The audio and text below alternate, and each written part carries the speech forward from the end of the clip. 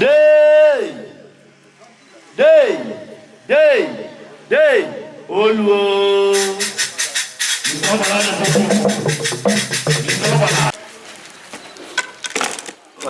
You see, this point, okay, for language, will I make introduction of video? What language is that?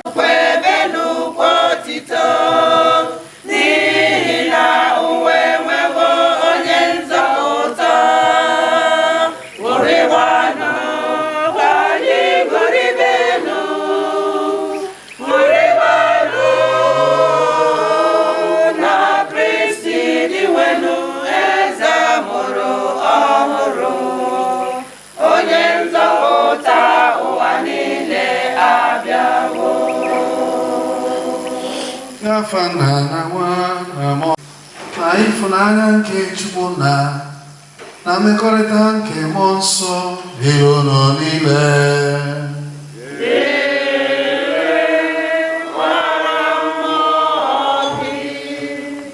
Afa parish priest anyị nọ n'isi emume nwa onye nyere anyị ikikere onye na-ekele ya ewela afọ ya n'afọ ahụ nna nwoke na onye isi anyị onye na-anabata ụnụ n'ime na ajalisa nke tata anyị ji n'ọnụ ya na-enye Chukwu ekele isi nwanne anyị nwoke Ichie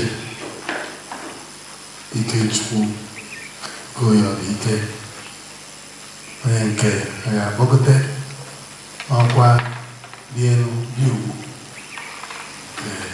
ọzọ n'ụbọchị nke tata anyị ga-anabata na ndụ ya wee na-ayọ Chineke ka o nye ya amara ka ọ ga-eji wee rụọ ọrụ ha na ugwu ọnụ nwanyị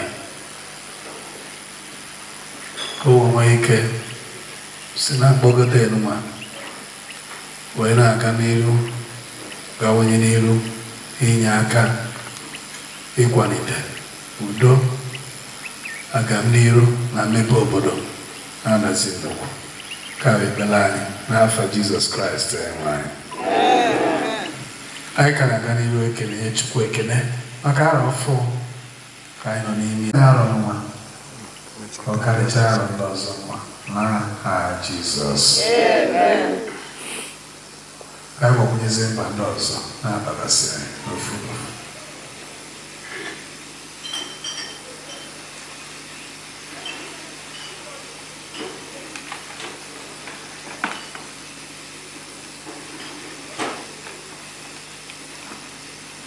Iji kwado anyị ka ọma ka nnukwu eme nke Eukarịstịa ka anyị nyechaa akọ n'uche anyị yọọ Chukwu ebere na mgbaghara maka njọ anyị.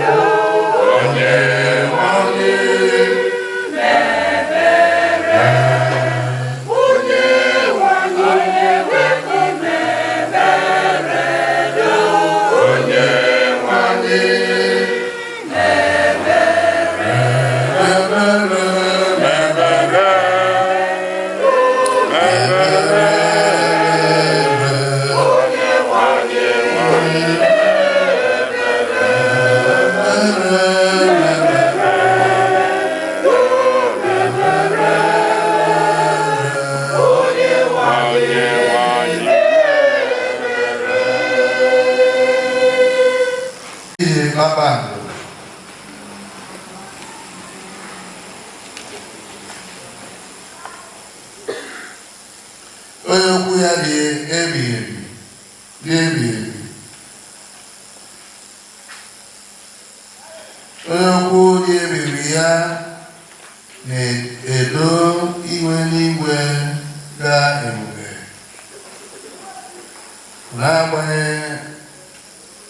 N'agbanyeghị nke a, na-abata site na Virgin Maria adịghị ike nke anụ ahụ anyị, na anyị na-arịọ onye amụtala ihe n'etiti anyị ịga kpakpando nke eziokwu gawa n'uju ike ya maka nzọpụta nke ụwa site na n'ime anyị Yesu Kristi anyị egere na mmụọ nsọ dị na-achị ofu Chukwu site n'ụwa atọ ụwa niile.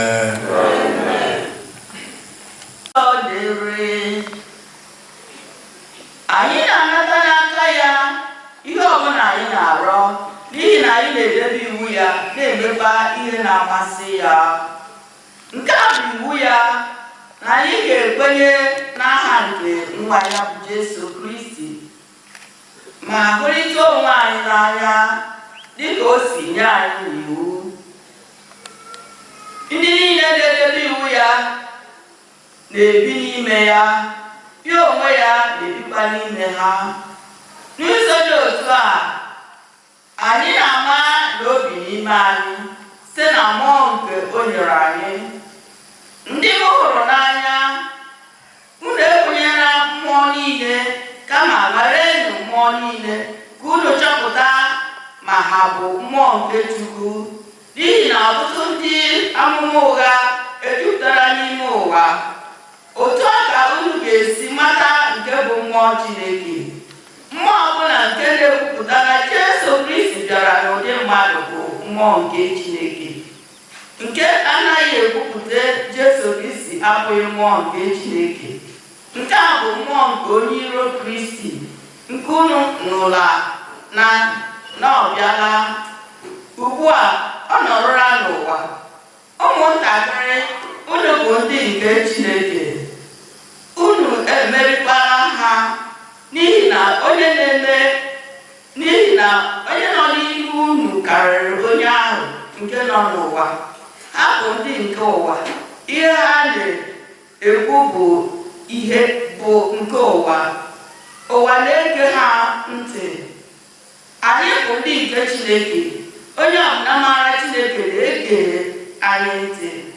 Onye abụghị onye nke Chineke anaghị ege anyị ntị. Site n'ụzọ dị otu a, anyị na-amata mmụọ nke eziokwu na mmụọ nke ụgha.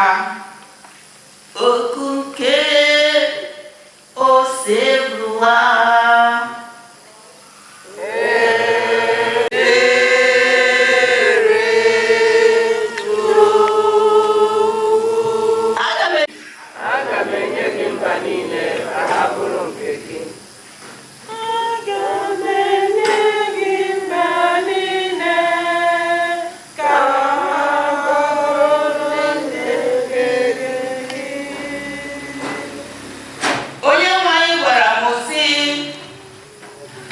nwa m taa, abụrụla m nna gị.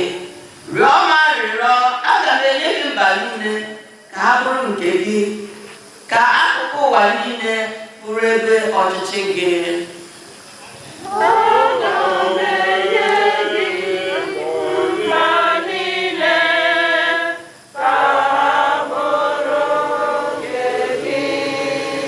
Ugbu a, unu ndị eze, mụta na-akọ ndị ọchịchị nke ụwa, kpachara n'anya, febe na osebụrụ ụwa, tụbanụ ya egwu, ma jijiji n'ihu ya, ma susuo ụkwụ ya ọnụ. Mba niile ka ha bụrụ nke gị. N'ozi ọma dị asọ nke Matiu dere.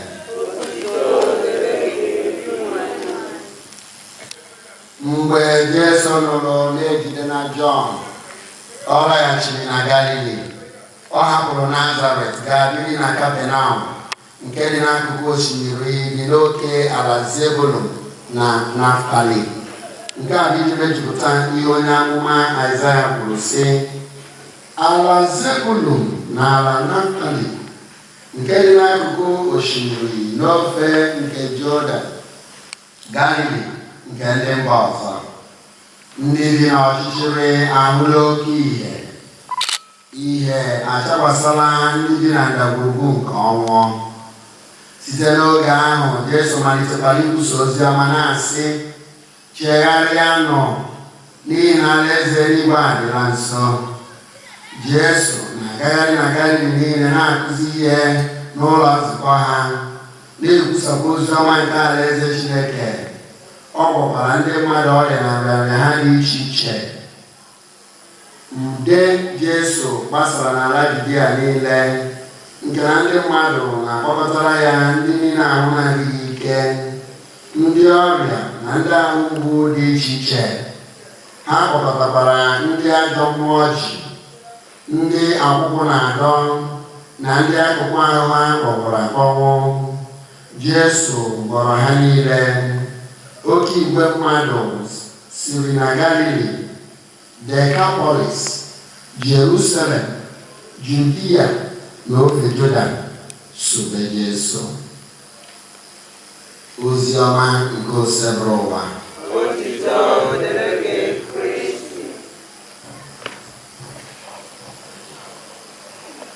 Otito dịrị Jesu. Praise the Lord. Anyị gbakọrọ ọnọdụ ka anyị kelee Chukwu wee were mmemme echimọzọ nke nwanne anyị nwoke Chukwu Okoye Ọdịike tinye n'aka Chineke. N'ime aja misa anụnwa, okwu ntụgharị uche anyị ga-abụ mba nọ n'ọchịchị ahụghị ihe. Mba nọ n'ọchịchị emego gịnị? Ahụghị ihe. N'ife ọgụgụ nke mbụ agụrụ anyị 1 John chapter 3 agụrụ anyị asị test every spirit. Nyochaa mmụọ niile ka unu dị sure na mmụọ nke na-arụ ọrụ n'ime gị bụ mmụọ nke Chineke. Amen. Nwanne mmụọ niile nyochaa anya. So ihe niile na ọ bụrụ mmụọ niile bụ mmụọ nke Chineke. Nwanne mmụọ niile nyochaa anya ka ị dị sure na the spirit acting in you bụ the spirit of God. Ọ bụ na icheta akwụkwọ Romans chapter 8 from verse 14 to 17 sị ndị niile mmụọ nke Chineke na-edu bụ ụmụ nke Chineke.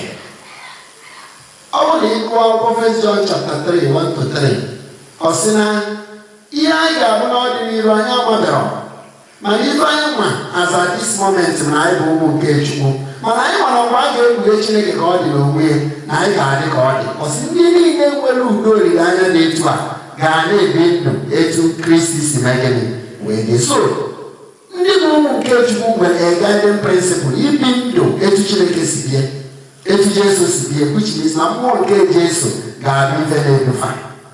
N'ozi ọma gụrụ anyị taata ka a gwara anyị na mgbe Jesu nụrụ na-ebugo Jọn na Matthew chapter 4 anyị ụba, mgbe Jesu nụrụ na-ebugo Jọn, he withdrew to obodo Zebulun na Neftali, obodo ndị nọ na ndagwurugwu, ka ọ gbadara ebe ahụ asị ka ọ bụrụ mmezu ihe onye amụma Aịzaya kwuru na Aịzaya chapter 11. Ọ sị mba nọ n'ọchịchịrị emego gịnị? Ahụghị ihe. Mmụọ nke Chineke gbadara n'obodo Zebulun na Neftali. Mmụọ nke Chineke nọ n'ime Jesu Kristi ifebata. Mba nọ n'ọchịchị wee fụ ife. Amen. I think na ebe ọ bụla nwa Chukwu nọ kwesịrị ka ndị nọ n'okirikiri efu ife. Maka na Jesu gbadara n'obodo Zebulun na Neftali ifebe gịnị? Ifebata. And ndị niile mmụọ nke Chineke na-edu bụ ụmụ nke Chineke. Asị na ndị a ga na-ebi ndụ etu Jesu si na gịnị wee bie. Which means na ebe Jesu bara n'obodo Zebulun na Neftali ifebata, onye ọbụla bụ nwa Chukwu test go the spirit fún ọmọ nke Chineke na-ebie ga-abụ akara ife. Of course, n'oge ọrụ ife na-abụ ebe anyị nọkịta ọgwụ ife dị onye ọbụla na-afụ iro unu. Okay? Ọ dị ịjọ njọ, ma na ịjọ njọ, ọ dị ịmara mma, ma na ịmara mma. Okay? Ịka nka, ma na ịka nke dị yọngụ, ma na ịdị yọngụ. Ka m na-afụ ụzọ. Mana ọ bụrụ n'anyasị, ị na-enye anya ọdụ unyo. Ọ bụrụ na unu cheta n'Exodus chapter 14 from verse 20 gbadaba, mgbe ụmụ Israel na-aga na mmiri crossing the Red Sea, kedu ihe duruba? What was before them? Pillar of light.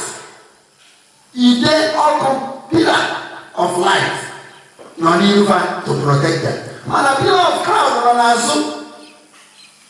to protect them from Egypt and in front of them, pillar of light. The light is always there. It is always there to lead, to show the way. And all you must be a beacon of light. I work along the Okuya. I came and I believe in all my heart. And I think you have already started doing something positive and wonderful. Being a beacon of light. When you know I'm an umbrella, you know, once I go cashier. If I go cashier, buying on a primary school. After moving and the man, I go cashier and go. Go there, for me. Oh, I know they are there. Mana, if I develop, we go. I'll buy you on. If I can have the power, I will go more. So, bringing light into the desolate area. I call it. And God can really develop this area because we need to develop others. So, as we are bringing light into this area, and Navana, it's a nugget that goes over 8%. And Mama and Uchi, they go here, then they say, I look over that.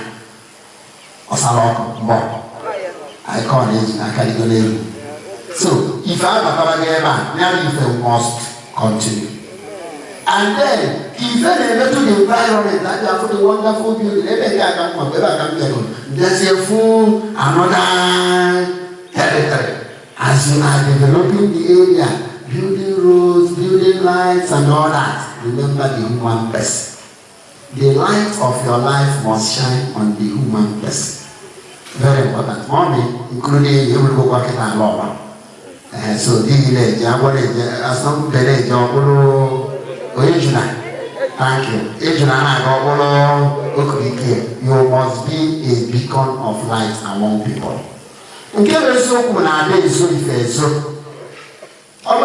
Matthew chapter 6 from verse 13 to 16. I say,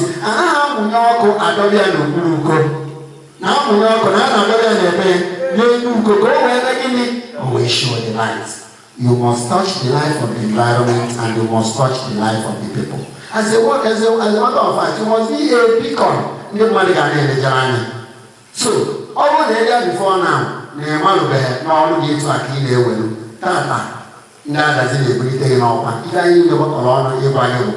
you must continue and even go higher in becoming a beacon of light. Of course, I believe you are among us in this beacon of light. You must continue with it. We must move forward for the light. So, and we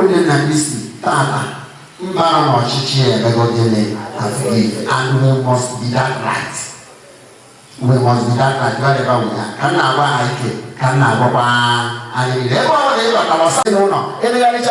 With the dark horse.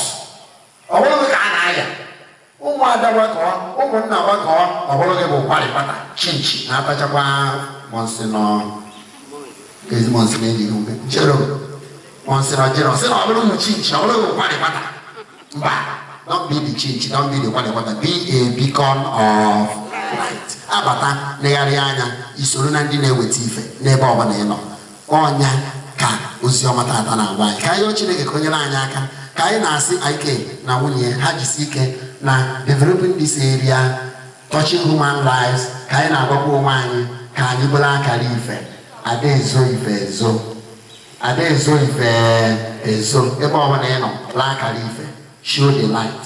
It's when an enemy rejected the light. Probably John chapter 1, verses 5 and 6 or say, if a battle, Manandem Wade Narageni, Anabataya. Ife. Manandem continue. Ebo Akala Ife. Show the light wherever you are. Lead by example. Show people the faith. Show people charity. Show people good hearts. Do what you can for humanity. Give back to the society, whatever the society can give to you. That is being the light. Kayo chile go yana kaina asi ike na wuni hajisi kaini jika kono never wana to be a beacon of light. Lead others by example. Show the light. Enliven the life of people. develop their area, develop the life of people, touch human lives wherever you are. That is the work of light. Kife, bolo ihai kane nejalanya, bolo kazi ihai gabudo man to spread light where there is darkness through Christ our Lord. Amen. Kebazoro wanini, bidoni misiai kodiro, andone siana hazo. Obinigwe anyekele rumboche nkadaka. Ito sibulu masagine kaino kotantono. Lupimwan na ebu aiko. Daddy, anyekele uko. Wena ayogi, enyemaka gi. Na ayo, mkudosi keno kukwe. Meko kukwani, bawa nyomba. Meko kukwani, sike. Aiwena ayo. Aibu nana kuzili. Kanyi, na mutakwa. Manezo nini hinka na kuzili ayo. Nyanyo kukwesirike. Ye kwanze onye ndoani. Kukwesirike. Kukona kaodamba. Ye nkeneza. Nugu wa. Anyayogi. Ode mwanayo. Yeah, our humble prayer, mercy on your people, Lord. Aigwe Akaboda ego Nigeria, Anambra State. That doesn't know. Makande mmadụ niile, ndị ndu na ndị a na-edu n'ebe ọbụla ka nna nye anyị udo. Udo nke ya atọ atọ. Udo ka ọ ga-arụ ndị na-edu ya na-edu na ntụziaka nke ya bụ Chineke. Mmanụ oghere ka i nyere ha ịbụ ndị ndu ndị a na-edukwa na-edu ka ha matakwanụ na mmadụ nchama abụ nọ n'isi n'otu oge. Ọ ga-awụgo n'ebe onye ndu gefere amalite ọ ga-esi gbazi udo wee chịa. Anya ya ọgụ dị na n'anya.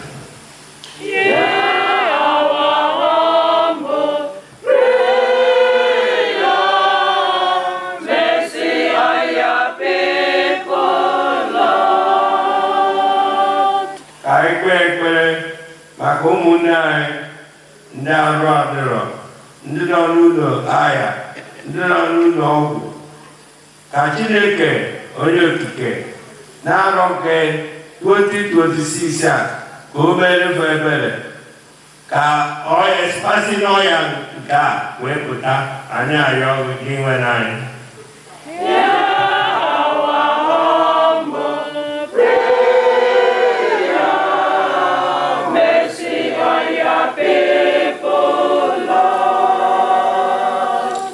Ekpere maka mmemme enwe n'ime n'ụbọchị taa. Rịọ Chineke nye biko ka ọ bịa were ọnọdụ n'isi nwanne anyị nwoke ka ga-ebanye n'akwụkwọ ọgwụ ka Chineke nọnyere ya mmemme niile a ga-eme for past 7 days ka Chineke ya were ọnọdụ n'eke ihe na-egazie ndị niile ga-esi esi bịa onye kacha nọcha ọnwa ekwukwe ezinụlọ n'udo ya ayọ biko dị nwere anyị.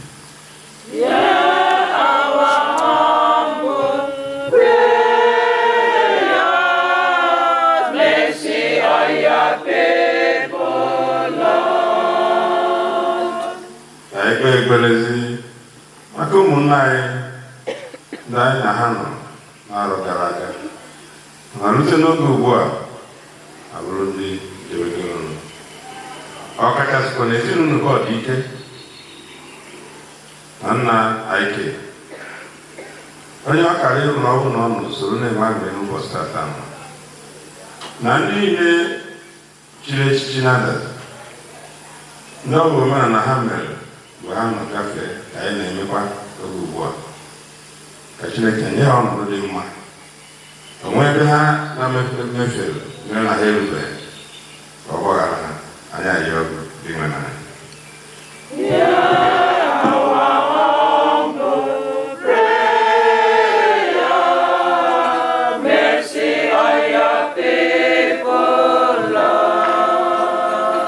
Maka nke bunye gị maka na ịbụ chi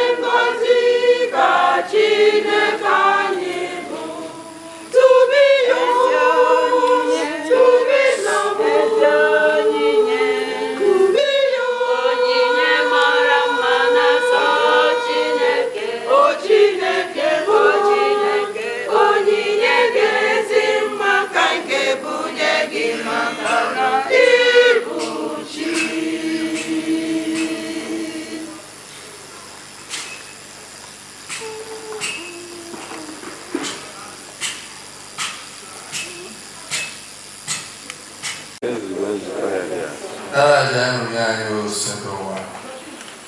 Isa Emelutan Ekoreta de Bube.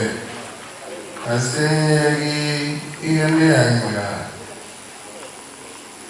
Anyewere Kwesi Nakagi Wege. Sana Kristi Iwanani. Wemano Amite no bione.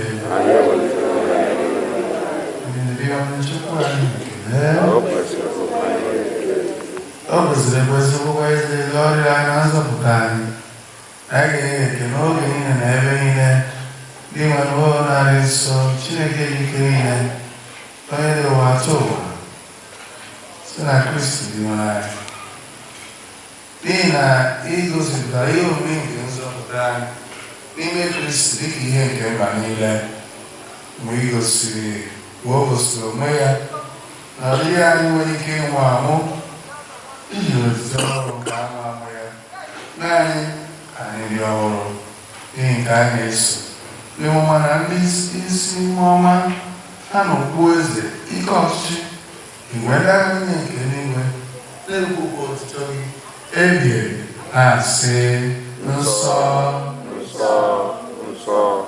osebụwa Chineke nke igwe ndị agha eluigwe na ala jupụtara n'ebube gị Hozana n'elu kasị elu ọ dị ngọzi bụ onye bịara n'aha Onyenwe anyị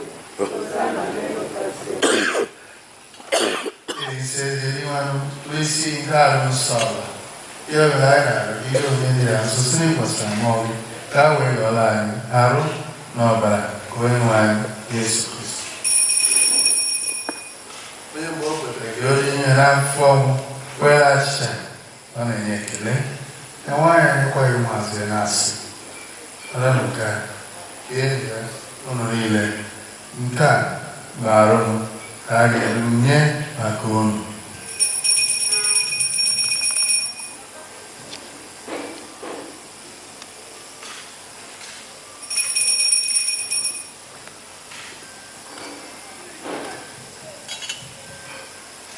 Logo si na merichara na so iko nsọ ka ọ na-enye kweke na ebunye ụmụazị ya na-asị ara na nka nwa ọbịa ahụ niile ka iko nsọ nke ọbara nke ọgwụ a na ọbịa gaba ya n'ihu na n'ihi na enyi ma nke ewegbara njọ na-eme nka na ncheta ya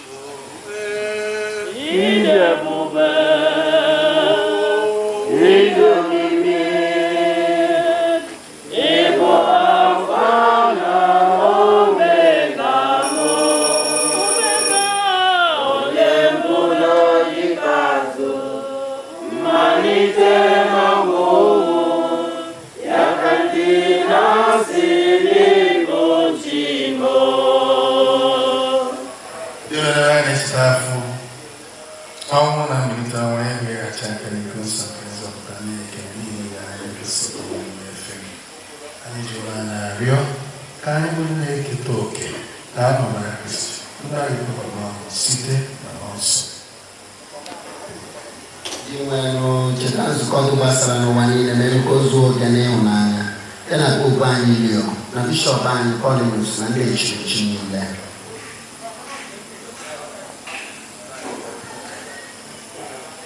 Chikabazo monai chichukun kenukura ora kota na bazo mwana mihenti ani alo kinara ni na dada kani sorbe mara ngozne ke chukuna bajuze fude ngozudie ndia apostle ngozande some mimi meruche kambo watu watete kendo ni kaso ba ni tuginelo sana Yesu Kristo.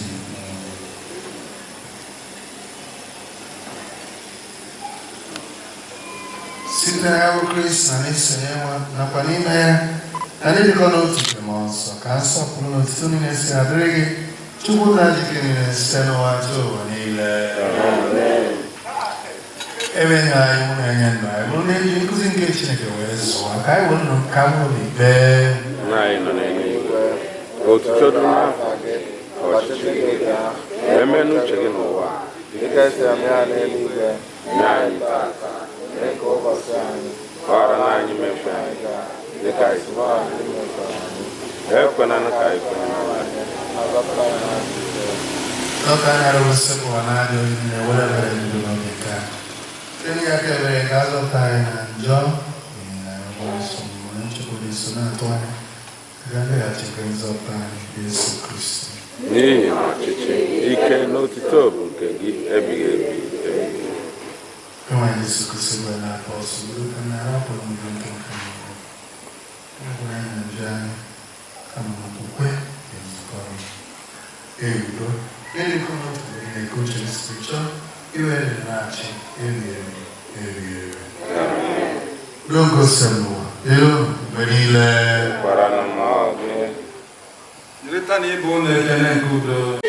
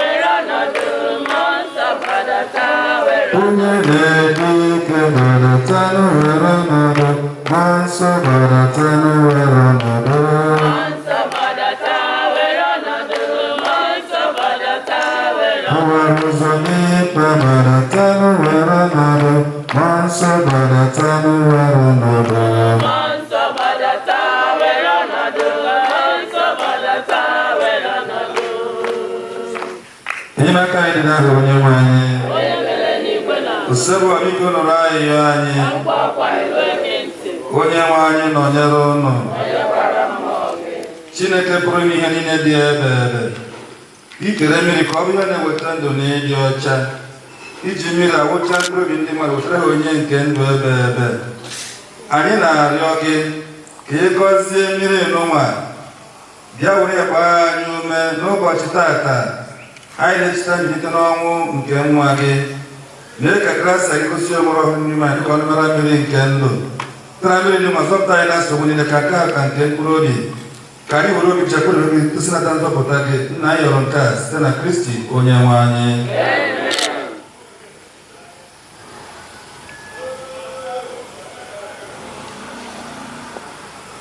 Anyị ewere ụgbọala rịọ gị o Chineke pụrụ ife niile, ka ị were ebere gị gọzie nnu nke a ọ bụ gị makere tụrụ onye ama Elisha Chuketi na mmiri ka ajọ mmiri wee dịkwa mma. Mee anyị na-arịọ o sebụrụ ụwa ka ebe ọbụla efusa mmiri anụ nwa gbakọrọ ọnụ, ka ajụjụ na ọgụ nke ndị ilo anyị si ebe ahụ na ka mmụọ gị dị nsọ dịrị anyị were chukwu anyị mgbe niile. Anyị yọrọ nke a site na Kristi onye nwe anyị.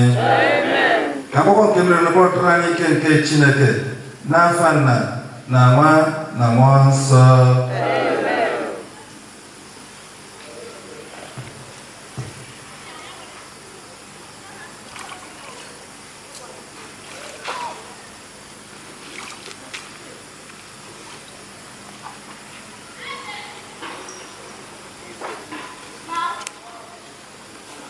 Na mbụ nke afọ ka iji wee kee mmadụ onye anyị mmadụ Jesu Kristi ka ọ bụrụ anyị onye nzọpụta. Ọ kwanụ jụọ afọ maka iji akpọlite ndị mmadụ n'ọkwa dị iche iche. N'ụbọchị tata ọ masịrị gị ịkwalite nwanne anyị nwoke Ikechukwu Koyọdị Ike n'ọkwa dị ezi elu nke omenala obodo anyị dịka a titled man onye ọzọ. Na akụrụngwa niile a ga-eji bunye ya okpu n'ụbọchị tata. Nna dị nsọ, ana m ayọ ngọzi gị ka ị gọzie ihe ndị a na-adoo ya asọ, ka ọ ga-abụ mgbe e mechara mmemme nke ibilite n'ọkwa anụma dịka okwu gị si wee daa, ka ọ bụrụ ife nye onwe ya, bụrụ ife nye ezinụlọ ya, bụrụ ife nye obodo anyị bazazi n'okwu wee gbara aka ebe na aka ebe ọnọ. Nke a ga-ekwere anyị site na Kristi onye nwe anyị. Anyị ayọrọ ka ị gọzie ihe ndị a na-adọrọ ya asọ, Nna na Nwa na Mmụọ Nsọ.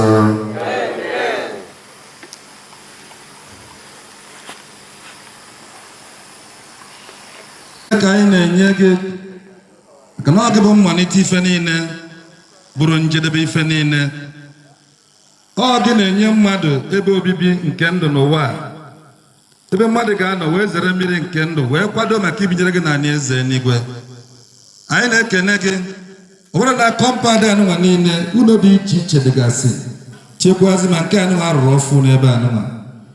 Ọ bụ mmasị gị na mmiri nke ụwa aka ha mawa ụmụ gị, nya ka iji wee nye nwa odibo gị akụnụba iji wee guzobe ụlọ anụnwa na ndị ọzọ nye dị ebe anụnwa, ka ọ bụrụ ebe anyị ga-anọ wee na-ezere mmiri wee na-akwado maka njem nke ndụ ga-ejedebe na alaeze n'igwe.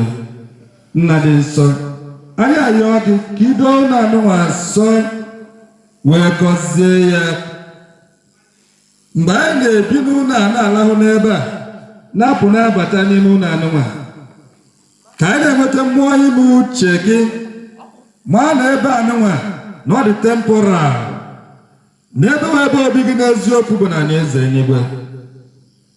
Nye ndị nke gị ụmụ odibo gị ga na-apụ na-abata na-anọ n'ụlọ anụnwa ezi nghọta n'ebe okwu gị dị, wee na-etinye okwu gị n'ọrụ na ndụ ha, ka ife nke nwa Jesu Kristi bụkwazi ka ọ chawapụta n'ụlọ anụnwa, ka ọ na-agbaziri ma na-echekwaba ha, iwee mebie atụmatụ ma ọ bụ ike ọbụla esi na gị ga-abịakwute ụmụ odibo gị ga na-ebi n'ụlọ anụnwa, ma ọ na-arahụ n'ụlọ anụnwa, ma ọ na-apụ na-abata na ya. Anyị na-akpọ ka ike nke Mmụọ Nsọ ka o zokwasa n'ụlọ a, na-akpọ ike nke ọbara Jizọs, ọbara nke ọgba n'elu obe o ji wee tikpọọ ike nke ajọ onye na atụmatụ nke onye iro anyị bụ Ekwensu, ka ọ wụkwasa n'ụlọ anụnwa, ka ọ bụrụ na edoro ebube, ka ọ bụrụ na a gọziri agọzi, ọ ga-abụ mgbe ndị gị bicha n'ụlọ nke ụwa anụnwa wee mechaa uche gị tosiri mmasị gị ka e wee kwesịrị ndụ nke dị na eze eluigwe ebe ndị oyi anaghị atiwa ma ọ zue. Nke a bụ ekpere anyị site na Kristi onye nwe anyị. Ka Chukwu ji ike niile gọzie unu anụnwa ma doo ya asọ, Nna na Nwa na Mmụọ Nsọ.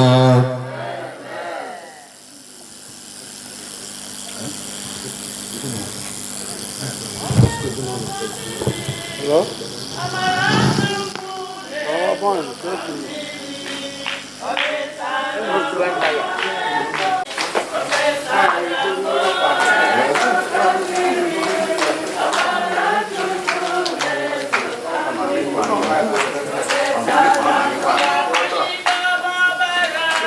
Hello?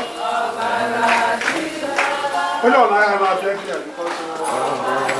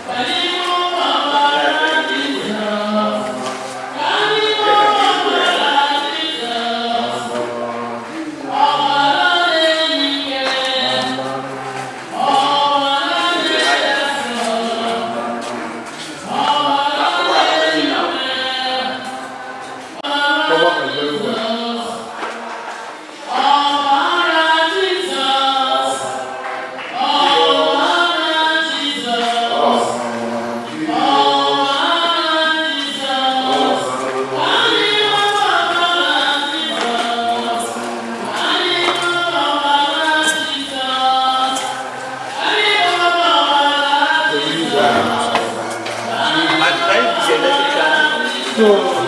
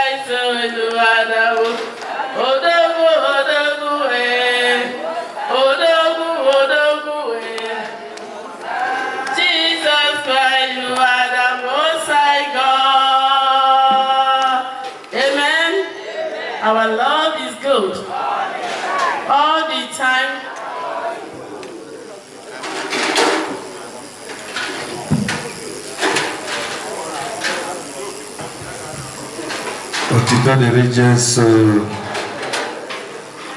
ka anyị werezi ohere anụnwa were kene Chineke onye bi n'igwe, onye ihe mere tata bido n'ebe ọ nọ n'ụdị nke mmụọ wee hazie. I'm very happy.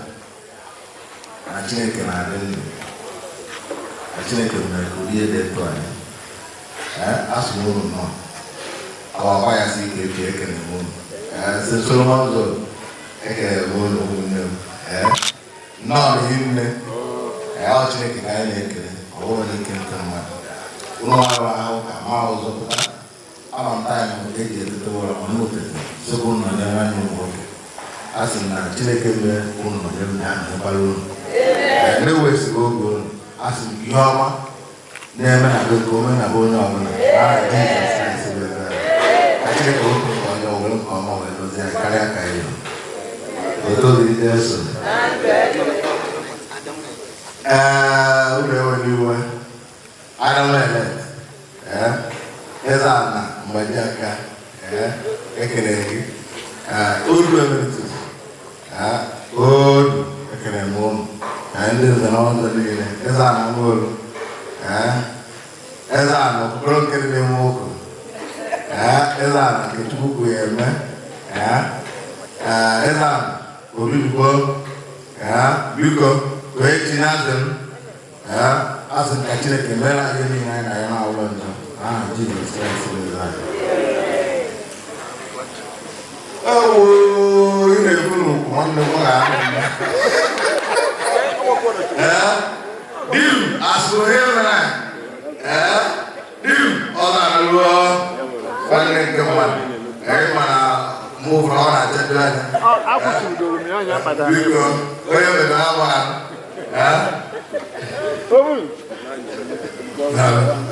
anyị ga-akwụsị ọtọ.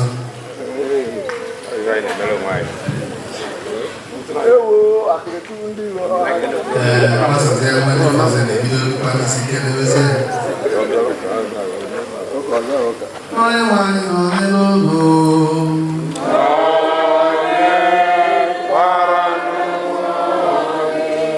Chukwu pụrụ ife na-egozi olu Nna na Nwa na Mmụọ Nsọ. N'isi agụsigo ka anyị na-agba n'udo.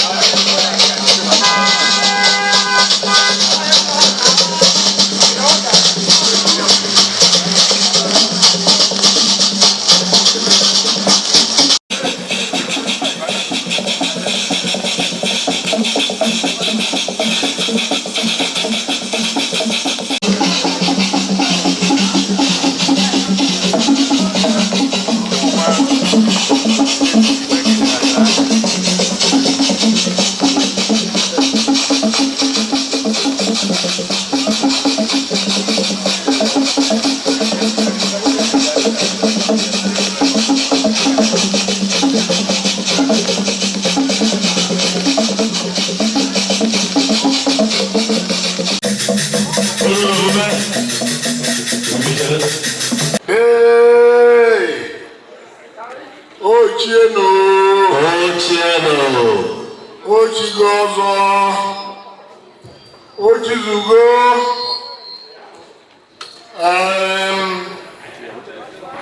Afia, Unane repeat after me. Alpha is the Ochili. Bodim million machuku. Boom, million machuku. Okay, boy. Dim Obina Kweze. Kita Dim Ike Sinigwe. Ndozo nyesiri ya bụ Dim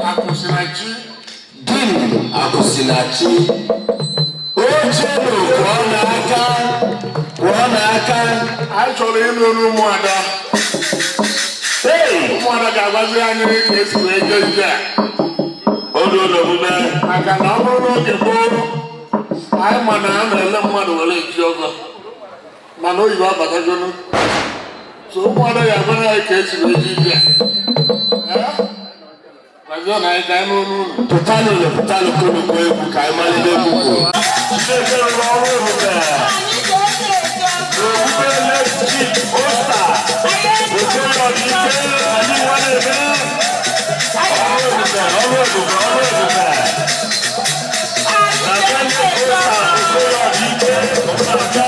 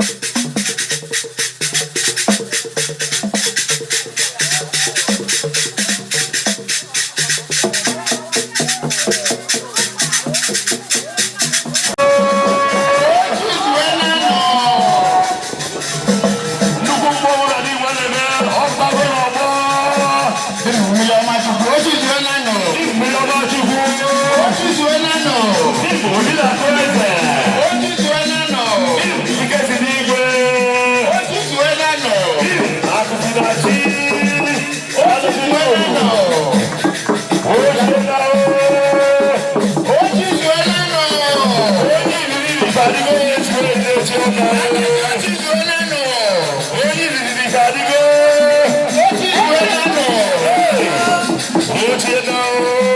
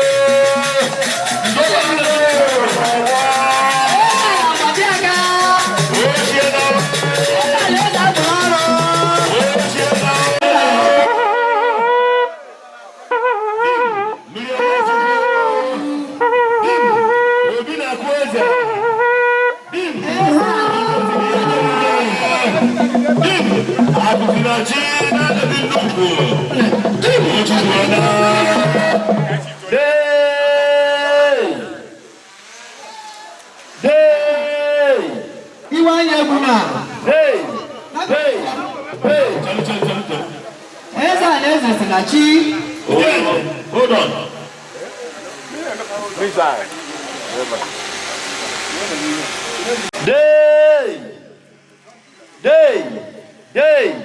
Day. Oluo.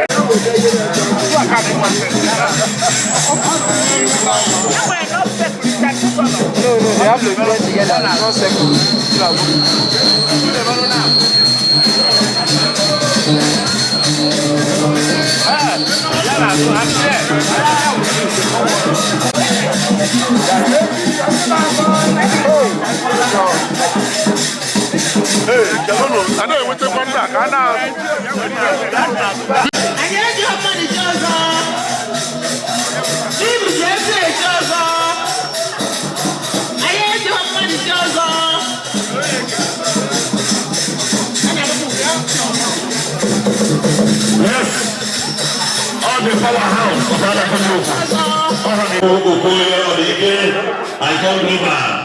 Has already been initiated into the other title of Adakendoku. Yes, this time around God bless him as him. Him. Obina Kweze. Him. He just leave when. Ivan Katana Kosi, Aha Bagana. What I got to reality today to go get the glory. I can talk Malum and